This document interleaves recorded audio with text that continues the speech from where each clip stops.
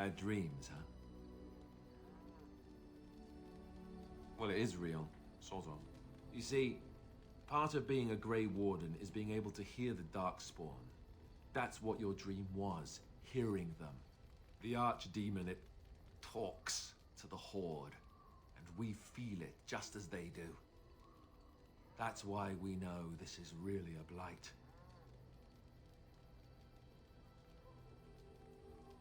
He did. He said he felt the Archdemon's presence. Everyone just assumed he was guessing. It takes a bit, but eventually you can block the dreams out. Some of the older Grey Wardens say they can understand the Archdemon a bit, but I sure can't. Anyhow, when I heard you thrashing around, I thought I should tell you. It was scary at first for me too. Other than dying young and the whole defeat the Blight alone thing, no.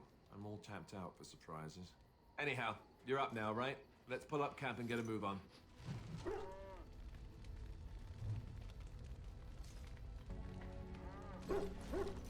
What do you need?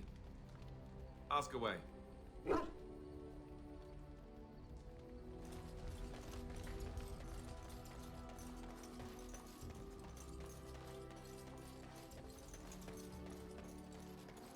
Why are we stopping? There are Darkspawn to be fought. Is this delay needful? I am Kunari. I have given my word to aid you. We are not people of idle promises. You are concerned. No need. I am fit enough to fight. No. Get used to disappointment. People are not simple. They cannot be summarized for easy reference in the manner of the elves are a lithe, pointy-eared people who excel at poverty. I am. The Antam are the eyes, hands, and mouth of the Kunari. We are how my people know the world.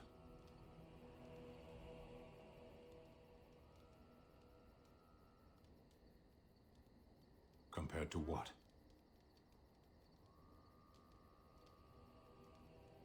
What does anyone truly know of the world?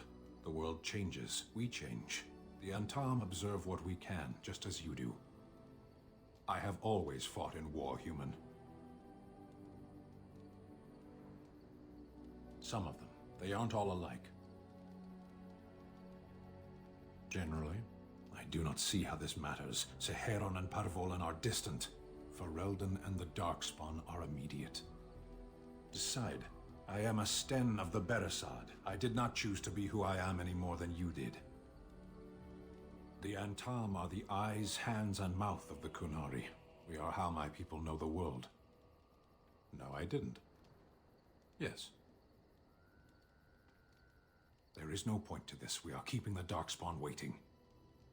What a strange language you speak. You say hurry, where I would say duty. No, it is yours, and you are chatting with me instead.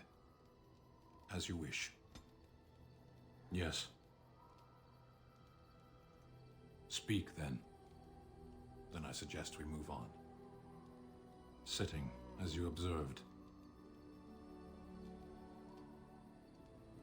It's what you asked. I did. Parshera. Was there anything else? Speak, then. Then I suggest we move on. I am hardly surprised. To answer a question. For someone so dismissive of questions, you ask a great many. The Arishok asked, "What is the Blight?" By his curiosity, I am now here. The one who commands the Antam, the body of the Kunari. Kunari have no kings. Little patience for endless questions. A portion of it. Yes. I cannot go home. It doesn't matter now. Can we move on? We keep the Darkspawn waiting. As you wish.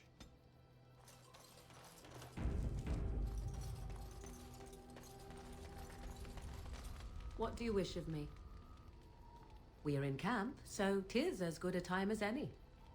I am here because Flemeth commanded me to aid you. Why? Do you wish me to leave? I can do so if you prefer.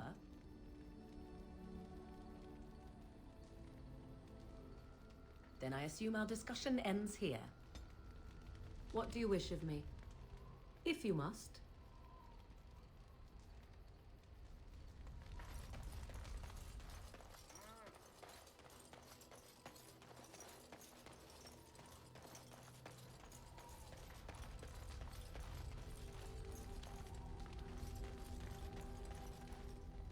Yes? Well, here I am. I knew this would come up sooner or later. I don't know how to explain, but I had a dream. In it, there was an impenetrable darkness. It was so dense, so real. And there was a noise, a terrible, ungodly noise. I stood on a peak and watched as the darkness consumed everything. And when the storm swallowed the last of the sun's light, I fell, and the darkness drew me in. When I woke, I went to the Chantry's gardens, as I always do. But that day, the rose bush in the corner had flowered. Everyone knew that bush was dead. It was grey and twisted and gnarled, the ugliest thing you ever saw. But there it was, a single beautiful rose. It was as though the Maker stretched out his hand to say, even in the midst of this darkness, there is hope and beauty. Have faith. In my dream, I fell, or maybe I jumped. I'd do anything to stop the blight. I know that we can do it. There are so many good things in the Maker's world. How can I sit by while the blight devours everything? I don't know. He made this world. He could destroy it. But there is so much worth saving. You're such a pessimist. Yes? Well, here I am. Quiet. It was a life suited for contemplation. In the cloister, away from the fuss and the flurry of the cities, I found peace. And in that stillness, I could hear the Maker. But it was not perfect. Some of my Chantry fellows were condescending. That is the nature of religious folk, I suppose. When I talked about my beliefs, that the Maker reveals himself in the beauty of his world, they treated me with disdain. They want to believe that he's gone, so that when he turns his gaze on them, it means they are special, chosen. He cannot possibly have love for all, the sick and the weary, the beggars and the fools. What can I say to them? What they believe is what the Chantry says, and the Chantry is infallible, yes? Maybe I am wrong. But it is the Maker's place to decide if I am worthy, not men, not the Chantry. But there is work to be done, and I have talked enough for now. Yes? Well, here I am. What is meant by someone like me?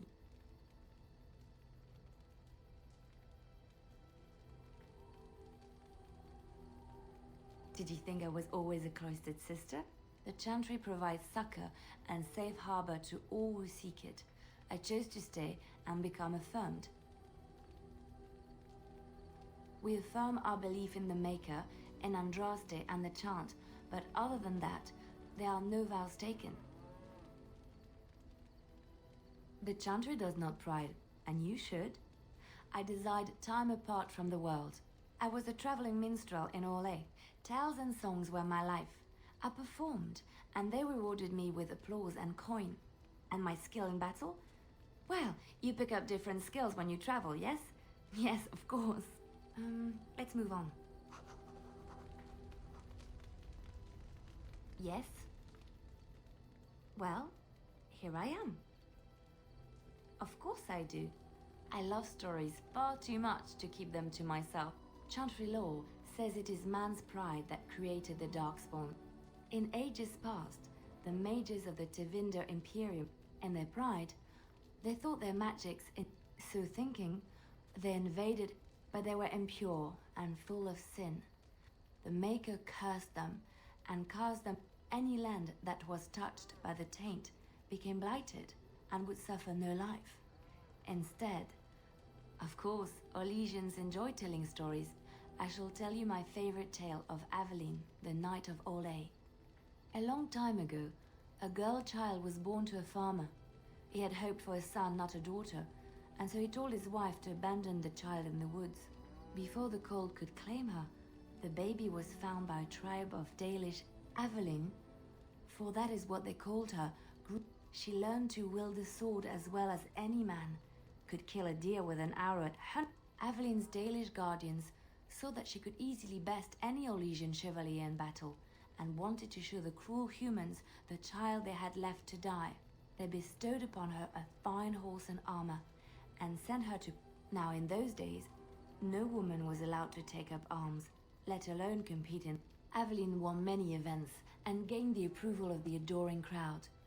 Aveline had already bested him in the jousts, and Kaleva was determined not to lose a second time. Out of desperation to regain his honor, Kaleva... Silence fell upon the arena as Aveline was revealed. But the crowd cheered for Aveline. Kaleva was blinded by his rage. He forced Aveline to her knees. "Know your place, woman," cried he, and slit her throat. The son of the king, Prince Freyan, was present. He recognized Aveline's skill and bravery and began to see the... When he was made king, he rewrote the laws of Olay so that women could also become chevalier. He honored Aveline and knighted her after her death. And to this day, any female who is knighted reveres Aveline the Brave, for she is the patron of all women chevalier. Chantry law says it is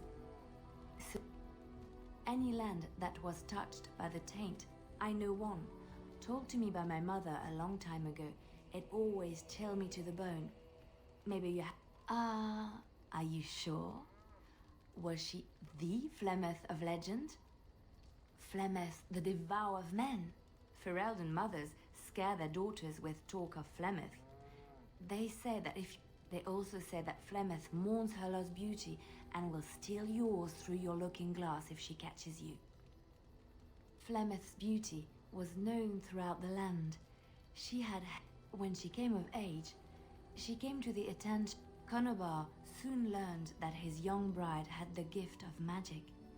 Flemeth stayed with Conobar, and then one day, a young poet named Osen came to the castle. Flemeth longed to be with her true love, and she and Osen fled from Conobar's land. They lived there happily for many a year, till the day Flemeth's heart swelled with pity for the man who won. But when Flemeth and Osen entered Highever, Flemeth was imprisoned in the highest tower of the castle. There, distraught at the loss of her love, Flemeth plotted revenge against her husband. The demon possessed Flemeth, turning her into an abomination. The halls of the castle ran red with blood as Flemeth slaughtered Conobar and all his men. The last of Flemeth's humanity melted away, and at dawn, she stole back to the wilds to plot and scheme for 100 years. They say she took to her side many chastened men, and with their help begat her daughter witches, who even now prowl the dark places of the Kokari wilds. Which one? I have heard a little about how the elves gained their freedom from the Tevinter Imperium. When Andraste began her exalted march against the Imperium, the great elven leader, Shatan, born in captivity, rose up. Shatan was killed when Andraste was betrayed, but the elves continued. The elves claimed the Dales in the south and settled there in the land of their own. The elves lived in the Dales for centuries. This angered the Chantry, and the hostility between the two factions finally broke out in open war. The Chantry says the elves struck first, but I do not know whether to believe it. The Chantry declared a wholly exalted march against the elves, named for Andraste's similar march against Tevinter. During the exalted march of the Dales, some of the elves bitterly accepted their fates, But others, still fiercely proud of their heritage, refused to bow to the humans, and instead became homeless wanderers. They were the elves of the Dales, the Dalish. Andraste was the Maker's chosen. The Maker had long since abandoned the world when the sound of her singing turned his ear. Beauty, grace, and wisdom enraptured him, and he often. But Andraste had an earthly husband, and would not for. So earnest was her plea that the Maker was moved. And this is why Andraste began her exalted march on the idol.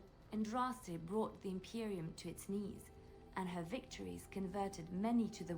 When Andraste began her exalted march, the great elven leader shut. The elves claimed the Dales in the south, but others still. Alas, it was her earthly husband, Mafarath, a chieftain of the. She was also revered as the Maker's betrothed, and Mafarath began to see their own. Out of envy and spite, Mafarath made a pact with the Archon Hysarian of Tevinter, allowing his beloved Andraste to be ambushed and captured. Andraste was burnt at the stake in Minrathous, the capital of Tevinter. The Tevinter Chantry claims that in Andraste's last moments, Hysarian's heart softened. He plunged his sword into her heart, and as her blood washed over his hands, he became one of the faithful. Dissenters said that the Archon only converted because he could not stem the tide of Andraste's cult, and was forced to do so to stay in power. We will never know for sure.